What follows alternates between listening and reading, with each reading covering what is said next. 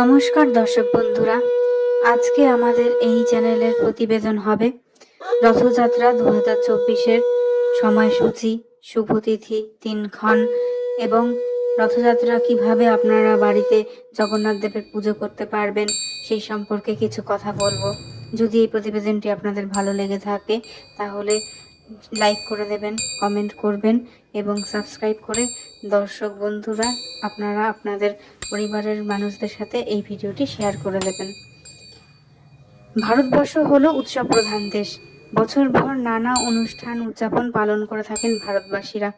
কিছুদিন আগেই পালিত হয়েছে জগন্নাথ প্রভুর স্নানযাত্রা উৎসব। সেরকমই একটা অত্যন্ত গুরুত্বপূর্ণ উৎসব হলো রথযাত্রা। ভারতবর্ষের ওড়িশা এবং পশ্চিমবঙ্গে মূলত এই উৎসব বিশেষ উৎসাহ এবং উদ্দীপনার মধ্য দিয়ে পালন করা হয়ে থাকে। বিশেষ তিথিতে ধুমধাম করে রথযাত্রার উৎসব পালিত হয় পুরী, মাহেশ, ইস্কনের মন্দিরগুলোতে। শুধু তাই নয়, যে সমস্ত মন্দিরে ও বনেদি বাড়িতে জগন্নাথ দেব আছেন সেখানেও ঘটা করে এই উৎসব পালন করা হয়ে থাকে। 2024-এ এই রথযাত্রার শুভ তিথি হল 7ই জুলাই, 22শে আষাঢ়, রবিবার। দ্বিতীয়া শুরু হবে 6ই জুলাই রাত 4:02:35 থেকে এবং শেষ হবে 7ই জুলাই রাত 4:31:40। এবং এই বছর উল্টো রথ, এই পুনর্যাত্রা পড়েছে 1 শ্রাবণ, 16ই জুলাই, মঙ্গলবার। এবার আমরা বলি যে কেন এই রথযাত্রা উৎসব পালন করা হয়। রথযাত্রার সাথে জড়িয়ে আছে নানা পুরাণের কথা। স্নানযাত্রার পর নিভৃত বাস থেকে বেরিয়ে আষাঢ় মাসের শুক্লপক্ষের দ্বিতীয়া তিথিতে রথে চড়ে দাদা বলরাম এবং বোন সুভদ্রাকে নিয়ে মাসির বাড়ি যান জগন্নাথ দেব। আবার মনে করা হয় দীর্ঘ বিচ্ছেদের পর কৃষ্ণের বৃন্দাবন প্রত্যাবর্তনের স্মরণে এই অনুষ্ঠান আয়োজন করা হয়ে থাকে। শোনা যায় শুক্লাপক্ষের দ্বিতীয়া তিথিতে রথে চড়ে দাদা বলরাম এবং বোন সুভদ্রাকে নিয়ে দেখতে যান জগন্নাথ দেব। সেই উপলক্ষে তিথি মেনে গন্ডিচা মন্দিরে জগন্নাথ দেবের রথযাত্রার এই উৎসব পালন করা হচ্ছে যুগ যুগান্তর ধরে। এই যাত্রাকে সোজা রথ যাত্রা বলে পরিচয় দেওয়া হয়।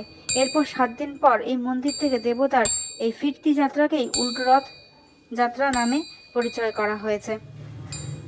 মনে করা হয় এই রথযাত্রা হলো বিজয়ের প্রতীক।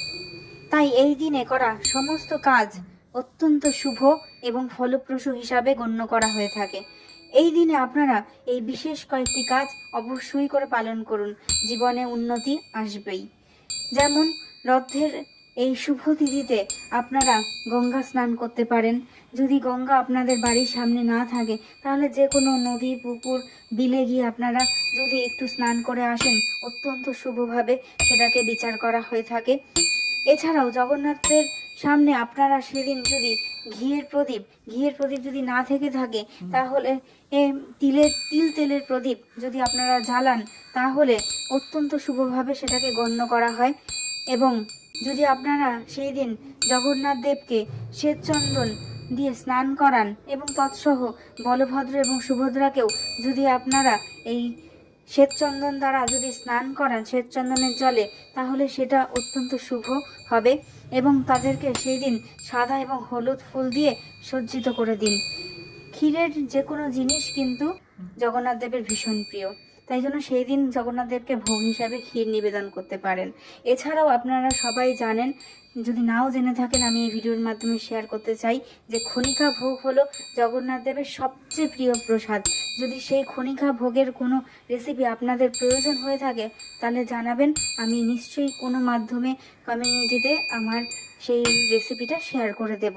সে খনিকা ভোগ আপনি কেমনভাবে জগন্নাথ দেবকে নিবেদন করতে পারেন। এছাড়াও সেদিন যদি কোনো গরিব দুঃখীকে খাদ্য, বস্ত্র দান করেন বা কোনো গরিবের উদ্দেশ্যে সেবার জন্য কোনো কিছু কাজ আপনি প্রদান করেন তাহলে সেটা অত্যন্ত শুভ হিসাবে গণ্যিত হয়ে থাকে। পশু পাখিকেও সেদিন আপনি ভোজন করাতে পারেন। শুধু সেই দিন না, যে কোনো দিনই আপনি যদি এই কাজগুলো করে থাকেন তাহলে সেগুলো কিন্তু অত্যন্ত শুভ। কারণ জগন্নাথ দেব কিন্তু অপলক দৃষ্টিতে সবার ওপর সবসময় নজর রাখছেন। আপনি যদি শুভ কোনো কাজ, এই দান ধ্যান, শুধু রথের দিন কেন, যে কোনো দিনই যদি করে থাকেন তাহলে সেটা অত্যন্ত শুভভাবেই গণ্য করা হবে। এছাড়াও গাছ লাগানো অত্যন্ত শুভ এই রথের দিনে। এই কাজটিও আপনি যে কোনো দিনই করতে পারেন, কারণ গাছ তো এই পৃথিবীকে ধরন বহন সবই করে থাকে।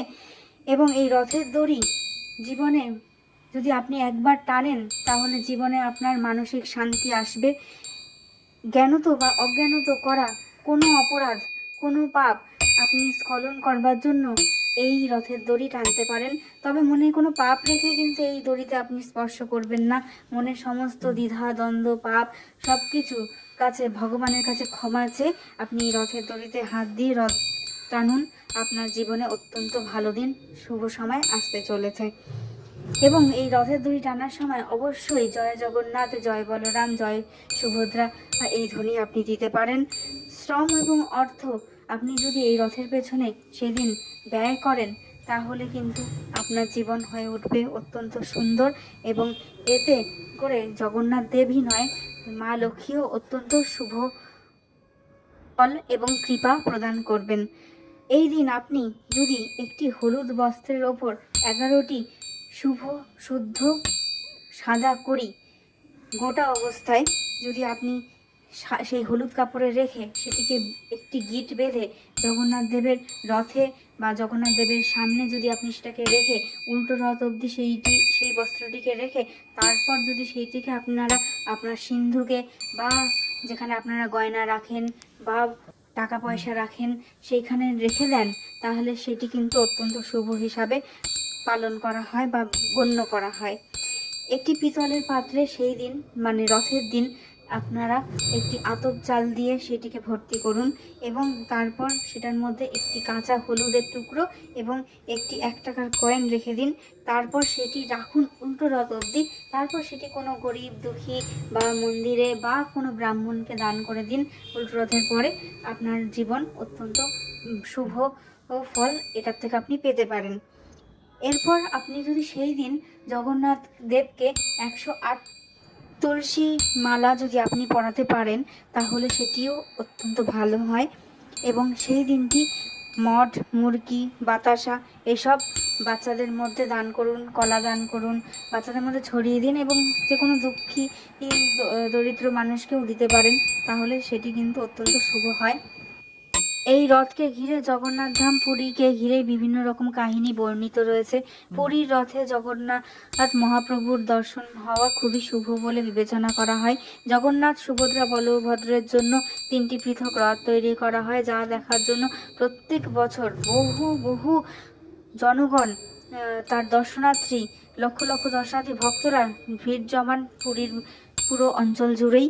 এবং মনে করা হয় যে কোনো ব্যক্তি যদি রথযাত্রায় পূর্ণ নিষ্ঠার সাথে অংশগ্রহণ করেন তাহলে তার জন্ম এবং মৃত্যুর চক্র থেকে মুক্ত লাভ করেন তিনি।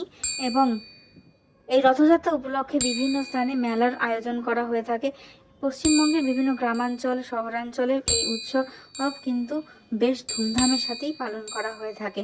নমস্কার দর্শক বন্ধুরা, তবে এই রথের বিভিন্ন ইতিহাস সম্পর্কে আমি কিন্তু আরেকটি পৃথক ভিডিও করেছি এবং সেখানে রথের বিভিন্ন এই রথ টানার সম্পর্কে, রথের ইতিহাস সম্পর্কে বিভিন্ন বিবরণ আমি দেওয়ার চেষ্টা করেছি।